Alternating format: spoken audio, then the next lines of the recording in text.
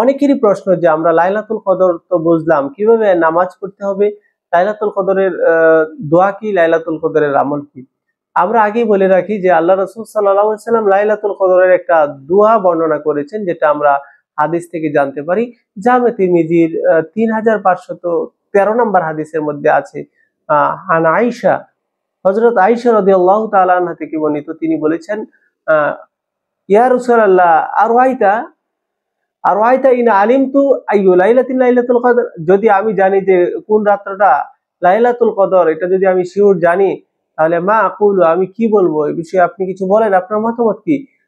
তখন রাসূল সাল্লাল্লাহু আলাইহি সাল্লাম বললেন, কুলি, তুমি বলবে আল্লাহুম্মা ইন্নাকা আফুউন তুহিব্বুল আফওয়া ফাআফু আন্না। আল্লাহুম্মা, আরেক হাদিসে আছে আল্লাহুম্মা ইন্নাকা আফুউন কারীম তুহিব্বুল আফওয়া ফাআফু আন্নি। আমরা এটা বলতে পারি। তাহলে দোয়াটা হচ্ছে, আবার একটু লক্ষ্য রাখুন, আল্লাহুম্মা ইন্নাকা আফুউন তুহিব্বুল আফওয়া ফাআফু আন্নি।